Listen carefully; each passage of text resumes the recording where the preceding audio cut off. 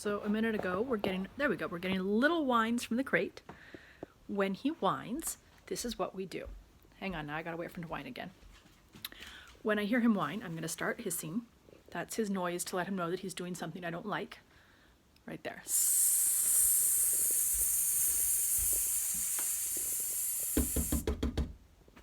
That's it.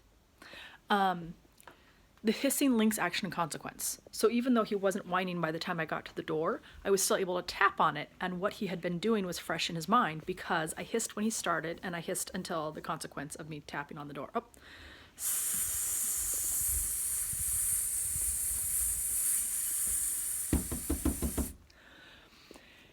Now, this little whine that he's doing frequently, I will just ignore it because it's so tiny. But I don't want him escalating up because then he's going to freak himself out, and I don't want him to freak out. If he starts escalating up, I have gotten as loud as like I banged on the door a couple of times at one point. I put him in there and he immediately started like howling and screaming, and I was like, that's a temper tantrum. He's getting a little louder now, so I'm actually going to stop knocking on the door or tapping on the door. If I have to go back to it, I'm going to do like a couple of bigger knocks instead of just little taps with my fingertips.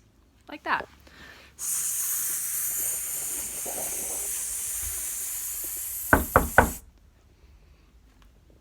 Generally speaking, what I'm looking for is enough of a distraction that it stops the noise. Puppies get themselves all amped up with that kind of noise, and they will actually give themselves anxiety if they don't already have it. A knock like that just sort of, it distracts a little bit. It's not traumatic enough for them to get mentally or emotionally damaged by it.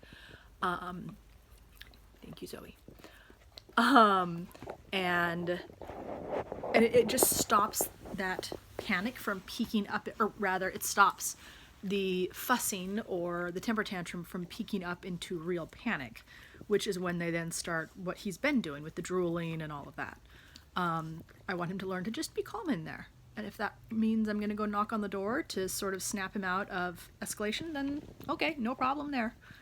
And it's been working. So in fact, he's quieted down now. He slept through the night last night. He whined just a tiny bit after about 8 hours, and I figured he had to pee, so I took him outside, and sure enough, he peed. He drinks a lot of water at night here, which is fascinating to me. Also a little frustrating, because I want him to sleep for longer. And then once he's quiet, then he gets to come out.